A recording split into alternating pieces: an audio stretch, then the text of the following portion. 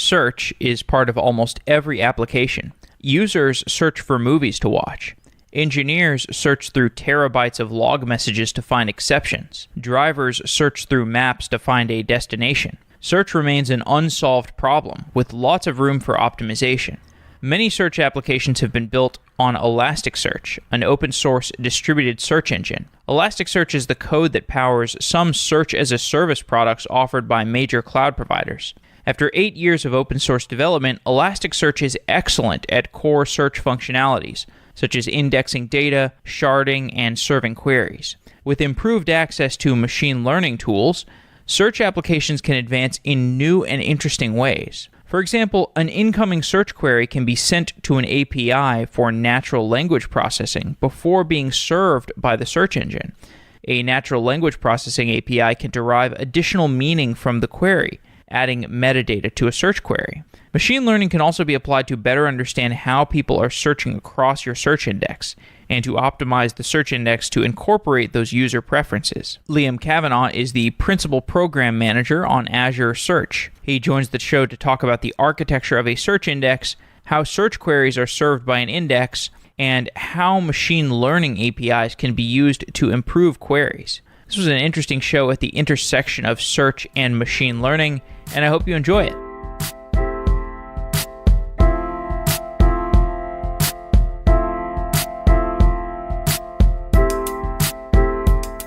We are running an experiment to find out if Software Engineering Daily listeners are above average engineers. At triplebyte.com/sedaily, you can take a quiz to help us gather data. I took the quiz and it covered a wide range of topics: general programming ability, a little security, a little system design. It was a nice short test to measure how my practical engineering skills have changed since I started this podcast. I will admit that, though I've gotten better at talking about software engineering, I have definitely gotten worse at actually writing code and doing software engineering myself. But if you want to take that quiz yourself, you can help us gather data and take that quiz at triplebyte.com/sedaily. We have been running this experiment for a few weeks, and I'm happy to report that Software Engineering Daily listeners are absolutely crushing it so far. TripleByte has told me that everyone who has taken the test, on average, is 3 times more likely to be in their top bracket of quiz scores.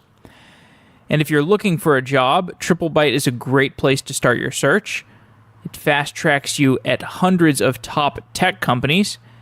TripleByte takes engineers seriously and does not waste their time, which is what I try to do with Software Engineering Daily myself. And I recommend checking out triplebyte.com/sedaily. That's triplebyte.com/sedaily, TripleByte, byte as in 8 bits. Thanks to TripleByte for being a sponsor of Software Engineering Daily. We appreciate it.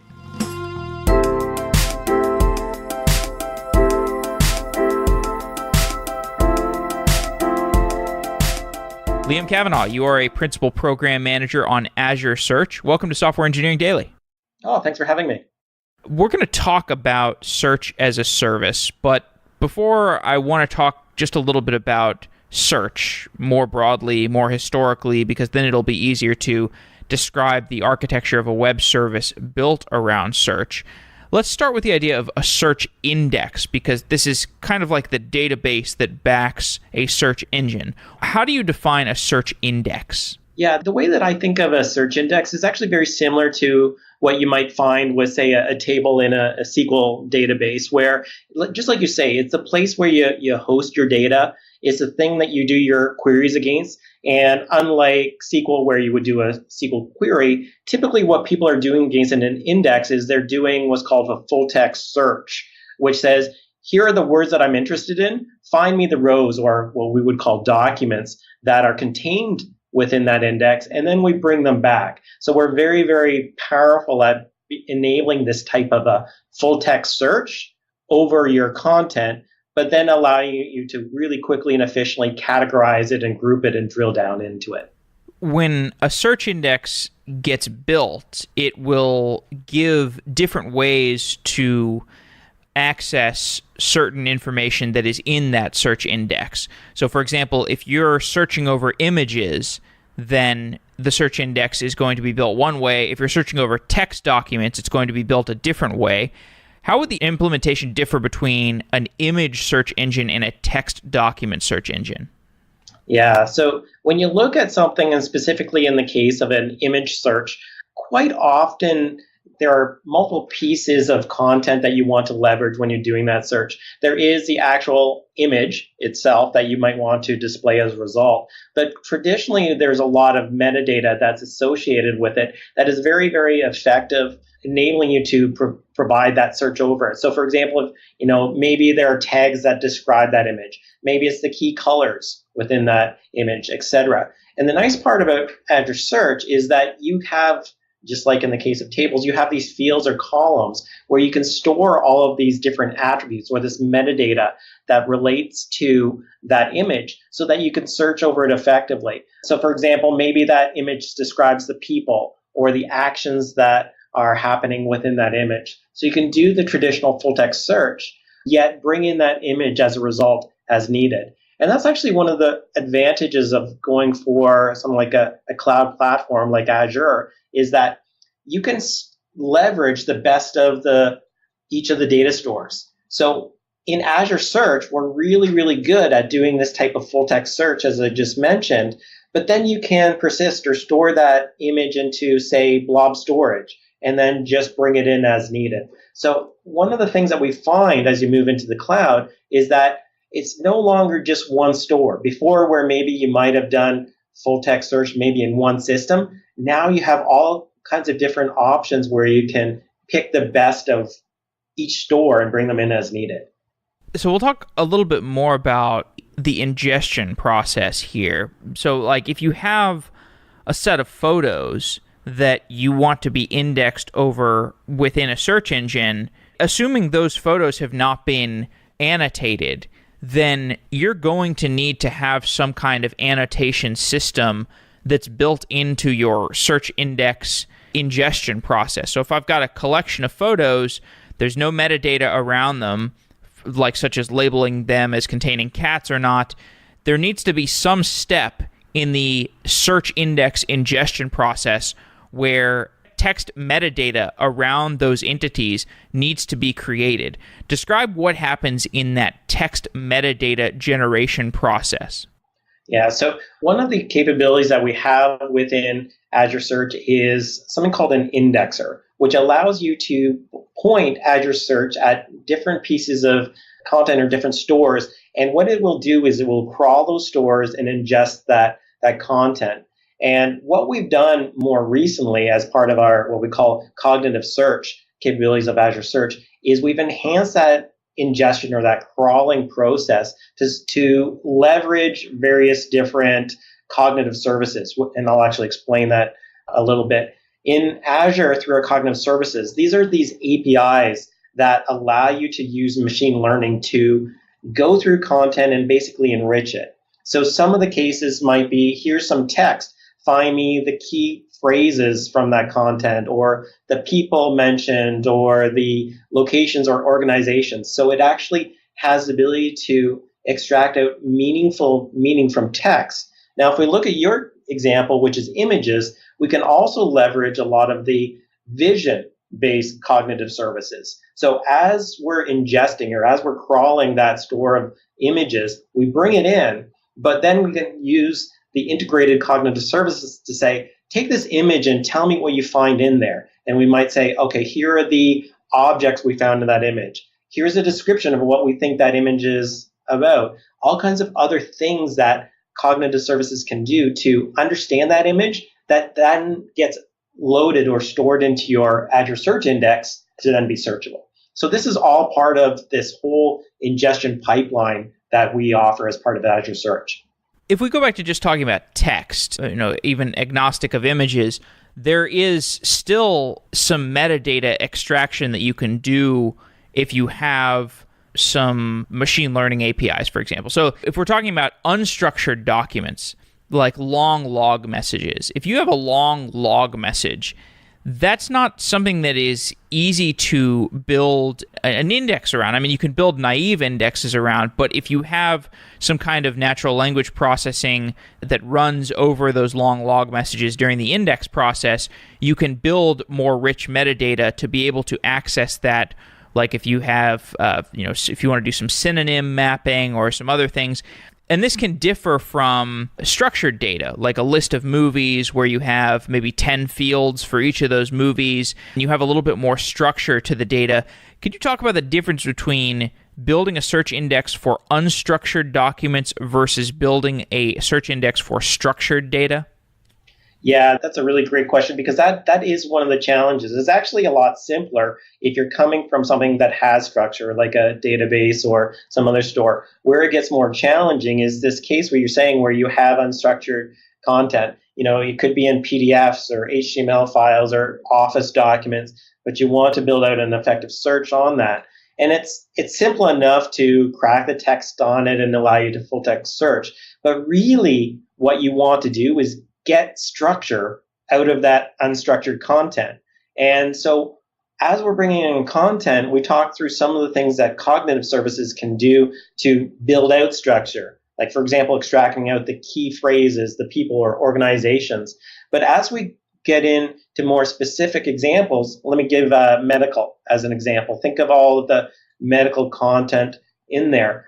What is really important is if we bring that in and we say, oh, you know what is really important if you find out what are the diseases mentioned, the parts of the anatomy, the other factors. So as part of our ingestion, what you can do is you can leverage the things that we have built in, but you can also plug in your own machine learning capabilities.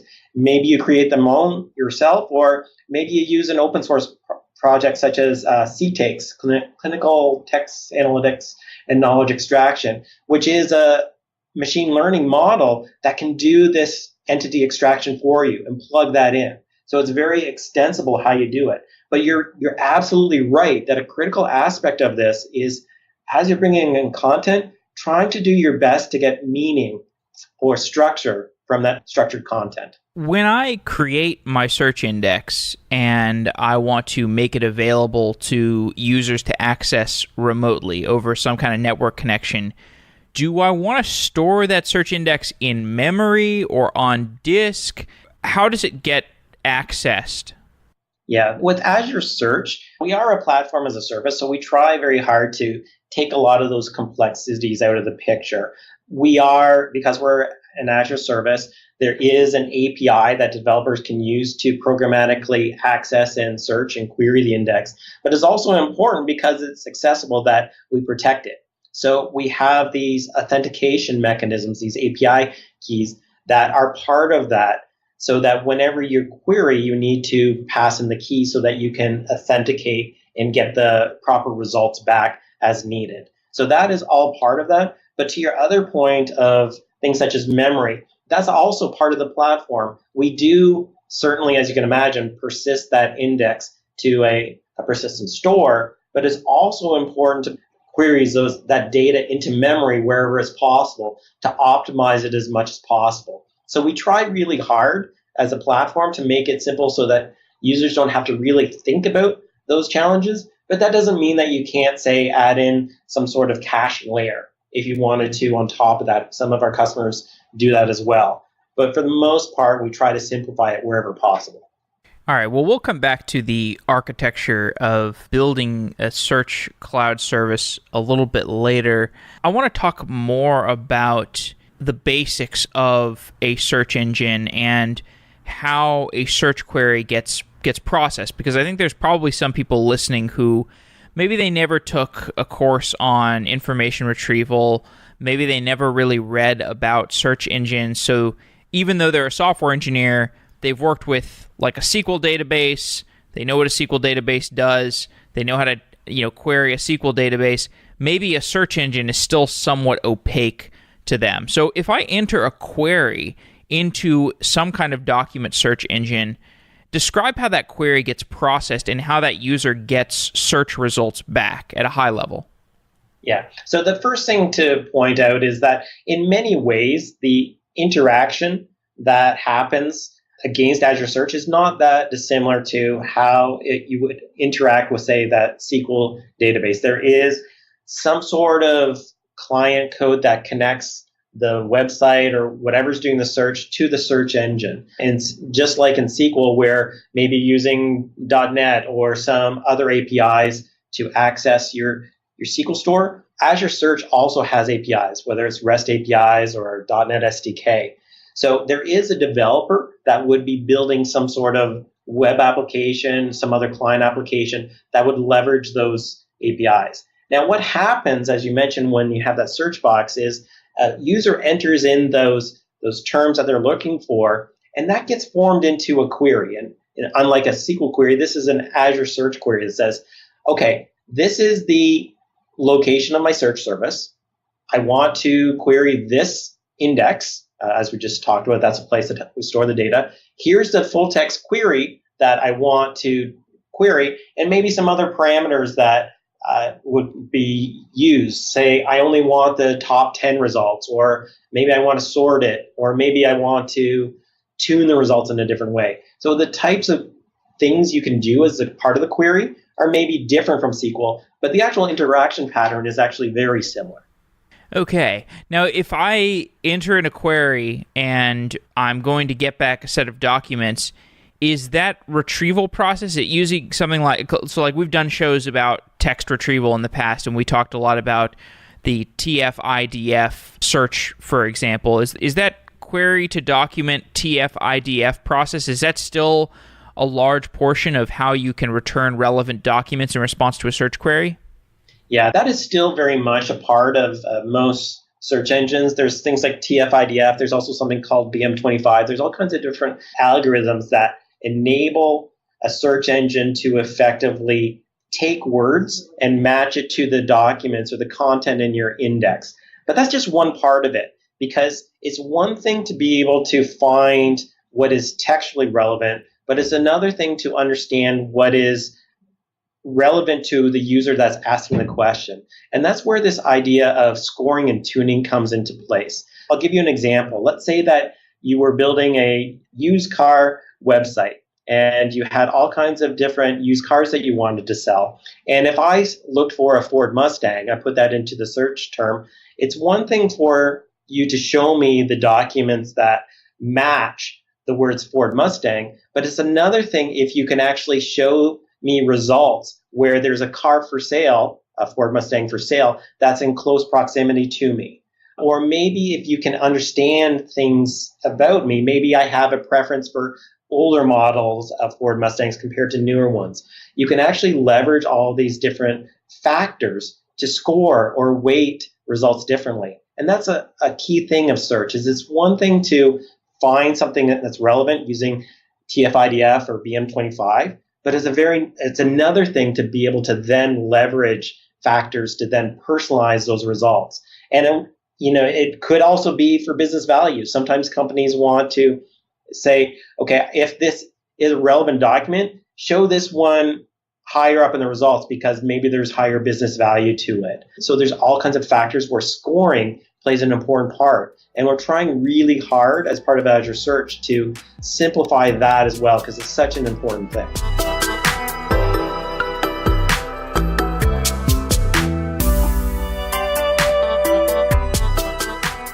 DigitalOcean is a reliable, easy-to-use cloud provider. I've used DigitalOcean for years, whenever I want to get an application off the ground quickly. And I've always loved the focus on user experience, the great documentation, and the simple user interface. More and more people are finding out about DigitalOcean and realizing that DigitalOcean is perfect for their application workloads. This year, DigitalOcean is making that even easier with new node types. A $15 flexible droplet that can mix and match different configurations of CPU and RAM to get the perfect amount of resources for your application. There are also CPU-optimized droplets, perfect for highly active front-end servers or CI/CD workloads. And running on the cloud can get expensive, which is why DigitalOcean makes it easy to choose the right size instance. And the prices on standard instances have gone down too. You can check out all their new deals by going to do.co/sedaily. And as a bonus to our listeners, you will get $100 in credit to use over 60 days. That's a lot of money to experiment with. You can make $100 go pretty far on DigitalOcean. You can use the credit for hosting or infrastructure, and that includes load balancers, object storage. DigitalOcean Spaces is a great new product that provides object storage. And of course, computation.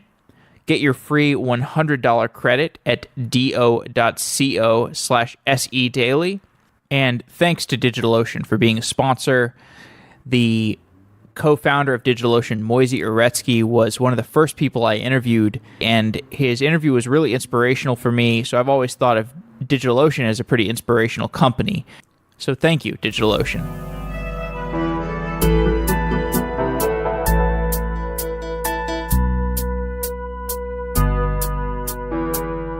So when I was in college, I learned about TF-IDF, and it was really one of the most mind-blowing things that I learned in just all of my computer science education. And it was like just the idea that you can enter in a query, and then you can turn that query into a vector, and then you have all of your documents also modeled as vectors, and then you have a mathematical relationship that you can define between your search query and each of those documents, and you can model them in space and then find how the query differs from all of those documents in space, and then you have a ranking. And it turns out to be really, really good. Of course, if we think about the history of search engines on the internet, what we found is that there's also a lot of latent information beyond just text distancing. And for example, this is all PageRank. PageRank was all about how the pages were referencing each other,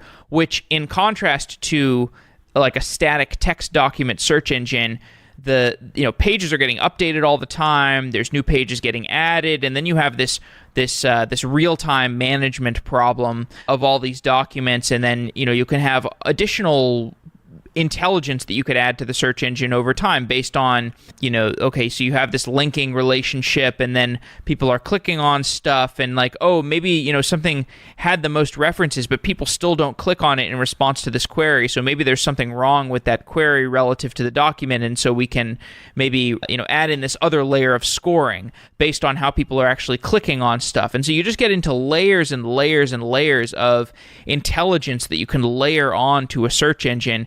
It's really a bottomless problem.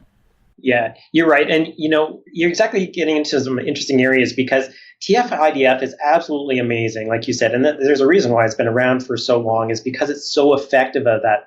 But what people quickly realize, and, what our customers found as well, is that it's one thing to use TF-IDF, but some of the other examples are, what happens when you have synonymous words. People search for this one word, but it's not referred to it that way in the content. How do you map those things?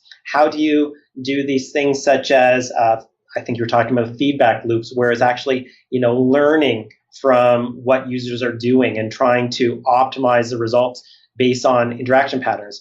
Or maybe things just change. There's news articles. Maybe what was relevant a month ago is not relevant now. So taking all those things is actually hard to bring into that. And so one of the things that we're trying to do is try to see if there's things that we can do from Microsoft to bring in these capabilities so you don't have to do quite as much work. One of the things that we did do is through Bing, we have this ability to handle more of a natural language processing where it's not NLP, it's more understanding different variations of words. Sometimes there is this concept of stems, which is to look at a word like run, runner, running. Search engines can reduce it down to its stem. But through Bing and its work that we've done, we have not only the ability to do that, but we can get different forms of words. So, mouse means the same thing as mice. So we can bring in those capabilities, which are very powerful. And some of the other areas we're investigating is, just through Bing and the knowledge. I don't know if you know, but in Bing, we have this huge knowledge graph that has billions and billions of entities that know relationships that, If I look at that Ford Mustang, I can understand relationships to Camaros. So we're looking to leverage this data and this knowledge of Bing and integrate it so that all those hard things that you just mentioned are not things that are so hard now. So if we can tie that in, we can simplify things hopefully a lot more to get those abilities you just talked about. This is one aspect of machine learning that really everybody can be excited about. I think when people first started talking about machine learning a lot, like maybe 3 or 4 years ago, when it really started entering in the hype cycle, I got a little intimidated because I was thinking, okay, now I'm going to have to learn all these aspects of deep learning and whatnot. And that's not really the case. Like, what the case is that you now, as long as you trust that these machine learning algorithms do work, and they, I've looked at them a little bit more closely, and it's just statistics, and it does make sense how these different things work. You eventually trust that these APIs are actually building meaningful relationships, whether it's I give you an image that I just took 5 minutes ago, and you can send me an API response that detects that there's a cat in it. That's an amazing API, and that's now a primitive that I can put into whatever my application is for a very low cost. And the same is true for like building really rich relationships among entities in a knowledge graph. Like Word2Vec is something that's relevant here, I think, because Word2Vec allows you to model, as long as you have a large corpus of text, and everybody has a large corpus of text that they can use to train a Word2Vec model, you can find synonyms. You can build relationships like, king to queen. Like, what is the relationship between king and queen? Well, it's that's kind of the same position but swapped between genders. How would you describe that relationship to a computer? Well, we now have ways of doing that, and now it's just hidden behind an API so that you can, it's an abstract API. And what's amazing about that, the fact that it just gets hidden behind an API, is now somebody who's working on search as a service, who doesn't have time to really think about how do you build a Word2Vec model, can just say, I now have an API for detecting synonyms, and how am I going to put that into my search as a service product? Yeah, I think you're right. And just to kind of continue on with what you were saying of things like Word2Vec, I also think things like that are just so effective, and it's actually not that hard to really start getting into that. That actually links back to what you were saying of TF-IDF. I've actually personally found that Word2Vec is great. There's also ways that you can leverage that TF-IDF model, even the BM25 model that I was talking about earlier, to find interesting correlations of words and terms, just like you have in Word2Vec, that are very effective. I actually have a GitHub site I'd be happy to share with your listeners as well if they're interested, that goes through some of those techniques in more detail. But I find that's correct. And it's not only things like Word2Vec. I've also worked with customers that have created these really interesting models where it takes, say, loyalty card information and starts to understand some preferences of those users, and they start using that as part of the search queries as well. So there's so many really interesting machine learning areas that are actually not that hard to get into, but are incredibly effective. So I completely agree with what you just said. So you could take I like that loyalty card example, or maybe if you want to discuss another example in more detail, but I find that one interesting. So I can imagine like a loyalty card software development company, they're probably not super well versed in machine learning, but the machine learning APIs are accessible to them to some degree. What do they need to know about machine learning, and what do they need to know about search in order to be able to leverage their domain-specific data to make more informed search results? Yeah, and it's like everything, especially even machine learning, it can get very complicated very quickly. But there are a lot of things that you can start out with that are actually not that hard. Like, for example, there are some very simple machine learning mechanisms such as item similarity that you can use. And there's actually some really good open source technologies that you can just pick up and leverage from that, where if you start learning, okay, this is the user ID, this is the item that they clicked on. If you start taking that data and you pass it into one of these item similarity functions, it'll spit out these correlations that say that, oh, this user, he's similar to this other user. Or this user that looked at this product, that's actually very similar to these other products, so that you can actually leverage that information as part of the presentation to the users. So those things, such as item similarity, you can just start leveraging pretty quickly, and they make a big impact on the overall experience when you're building out these search experiences. And those things, such as loyalty card data, is typically very easy to extract and build out from. Okay, so you're describing a collaborative filtering model. So let's say I've got a bunch of users that are searching across my, let's say I connect to a search as a service product, and I'm running this loyalty card website. So this is like people who are searching for loyalty cards on this website, like they buy loyalty cards on the website? Oh, the example I was thinking is, let's say that you have a grocery store and all of your customers have a loyalty card, so that whenever they purchase things, they put in their loyalty card. And so what you can do is then you would have information on what that user was interested in.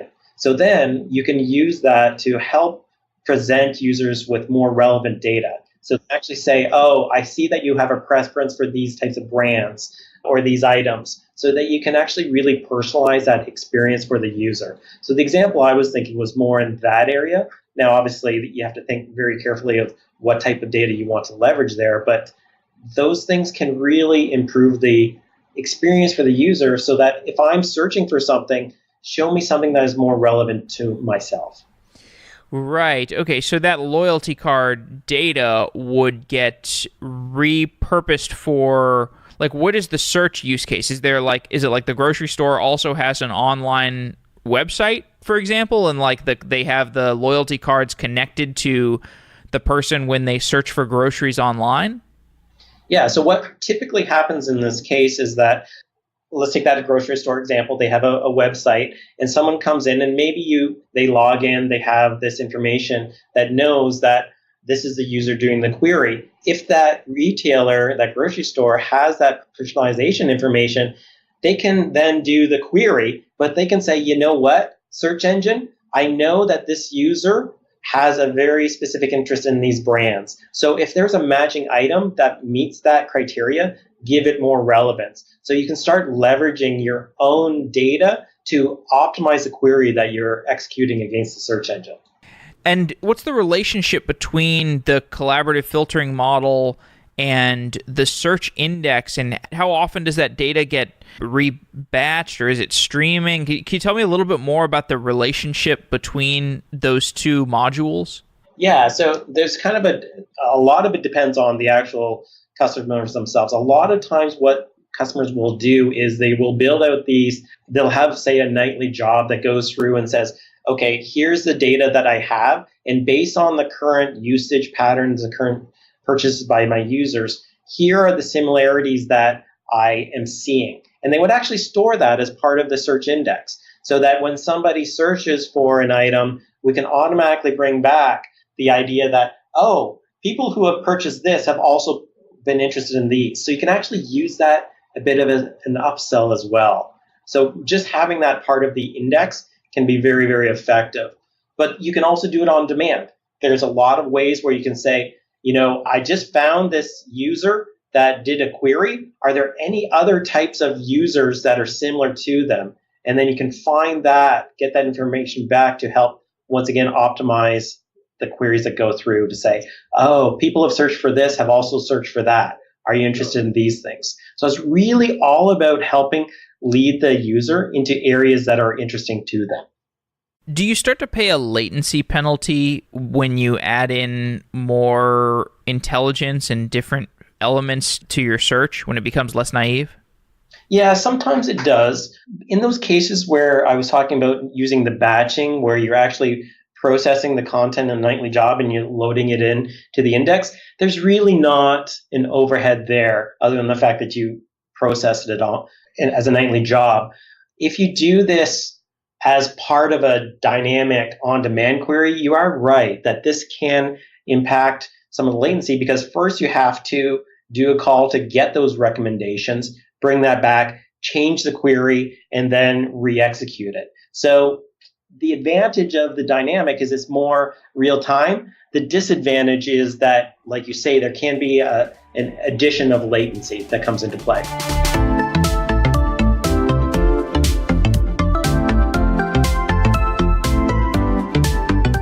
This episode of Software Engineering Daily is sponsored by Datadog. Datadog integrates seamlessly with container technologies like Docker and Kubernetes, so you can monitor your entire container cluster in real time.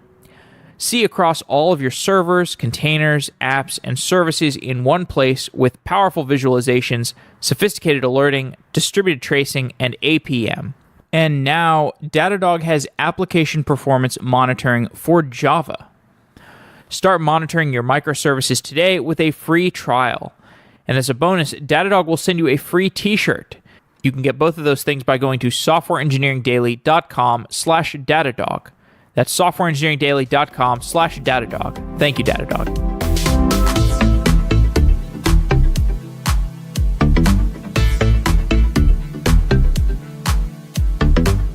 There are a lot of people that listen to this show because they're curious about how some of these cloud products are built. Can you give me, to some degree, an overview of the architecture of Azure Search and what happens when somebody spins up a new search index? Sure.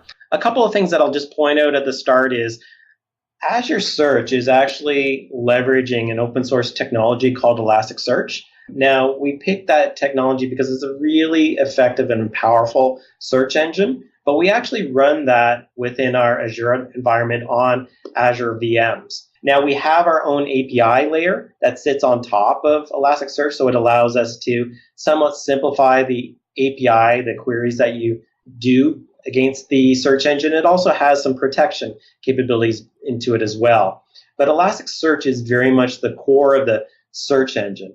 Now, what we also do within Azure is we do things such as persisting your index, that data store, to Azure Blob Storage. So Azure Blob Storage is one of the places where we can store files as well. And so we use that as a persistence, but they tie in very closely. Now, when a customer comes in to actually create a search service, they don't see that there is an Elasticsearch service. They don't see that there are VMs that's created on their behalf. All that they do is they create the search service. They say, I want it in this region. I want it of this size, of this capacity.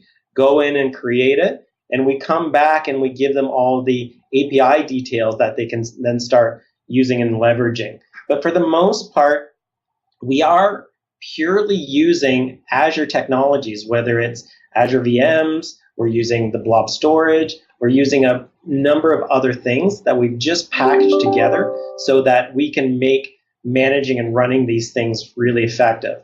Then, on top of it, what we're doing is we're starting to bring in, or we have been bringing in, a bunch of different Microsoft capabilities that you can't get just by picking an open source technology. I talked about some of those things from Bing that we're bringing in. There's a lot of things from our cognitive services, machine learning capabilities that we're integrating directly as part of that system as well. Where are the integration points that you work those machine learning APIs into Elasticsearch? So for the machine learning, the vast majority of that is what we were talking about as we were ingesting the content. So it's going through that content, learning interesting things about it, and then adding useful information to it. So that's the vast majority of it. Now, there's other areas that are starting to become more popular. So if you think of traditional search, there's some sort of search box in there, and somebody types in some words and you get results.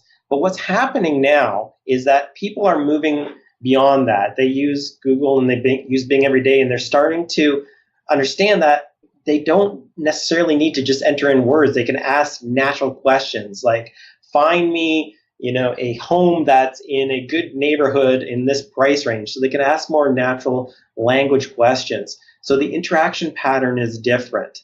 And that is very critical to artificial intelligence, because when you get those queries, you need to understand the intent. What are they actually asking? And then mapping that into a search query so that you can get the results.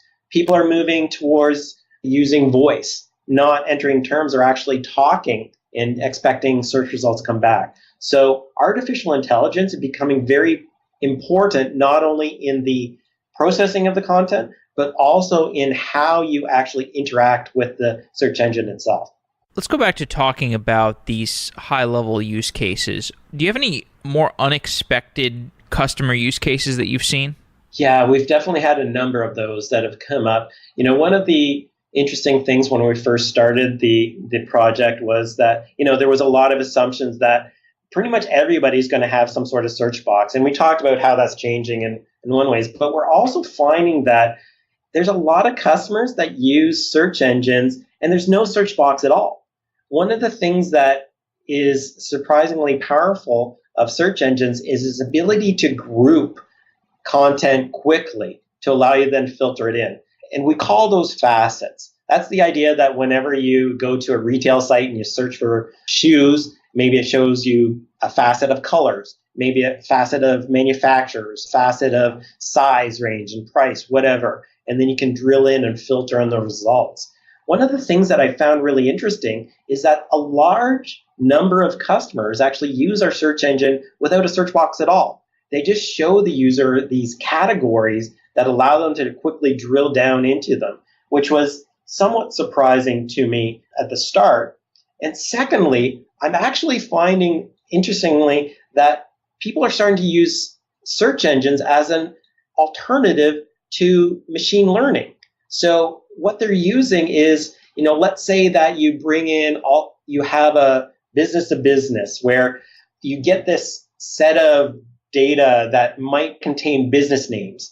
And maybe that business name that from your customer refers to as International Business Machines, but you refer to it as IBM. Using search engines to actually find what is the best matches to content. So they're actually using things like that TF-IDF and other factors to help find relevant information. That is very, very surprising to me. So the viability of using search engines beyond just a traditional search box is, I find, fascinating. We had this show recently where we were talking with Airbnb about their search engine. So Airbnb's search engine is very domain specific because if you search, talk about looking at search from a different angle, they look at search as more of a marketplace matching algorithm because they want the customer to convert. So their search engine is like, does this search query from this person have a high likelihood of matching up with a property that will convert them quickly? And I don't know why that would specifically not be something that they could offload to a cloud service or Elasticsearch. I think they built it actually from Solar. I think their search engine is built from Solar, which I know is like the roots of Elasticsearch. So to some degree, it's similar and it's built off an open source project, but maybe the finesse between them a little bit better. But in any case, are there any domain-specific use cases where you would like to accommodate them, since you're building a search as a service, but it would come at the cost of keeping the service flexible? Like if you wanted to do some kind of home rental search engine, if you wanted to make that easy to build on Azure Search, that would come at the cost of making the product more complicated. So I'm just wondering about the design decisions of somebody who's architecting a cloud search product, and if you have to make trade-offs in certain type of customer use cases.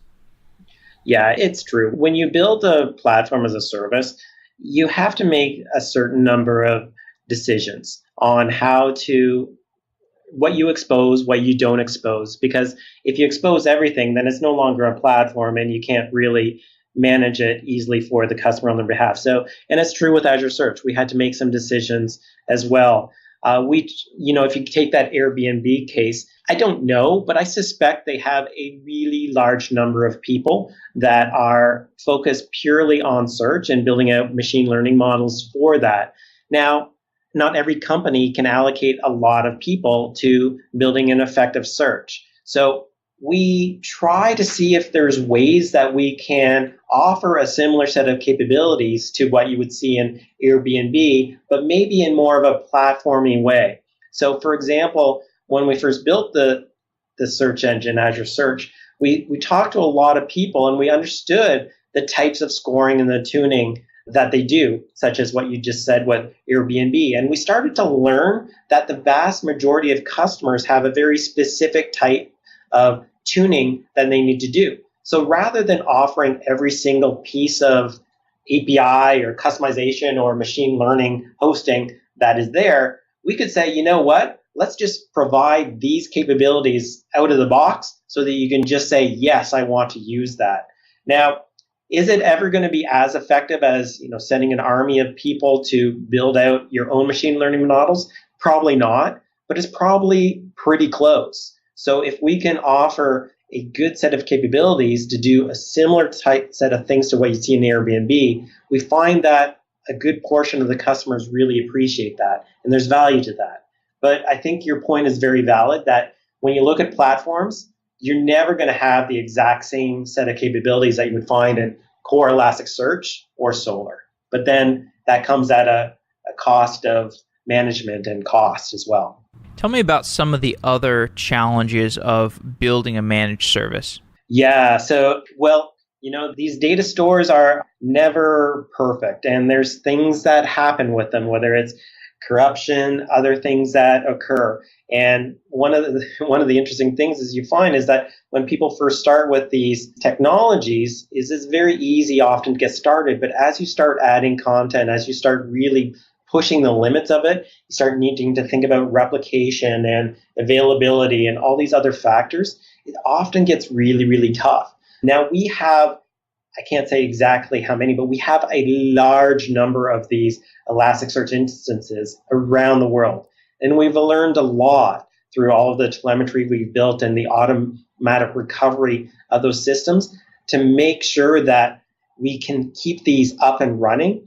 And it's not always easy. We had a lot of pains when we first started to try to learn all the different ways that these stores can potentially fail. And it's really important, as you can imagine, that we don't lose customers' data and we keep it available as much as possible. So there was a lot of learning that we took in making sure that we can make these services available. And I think it's hard for people just getting into this to realize how challenging sometimes that can be. And it's hard to express that value in a platform until users have really gone through and actually built something large. So we start to wrap up.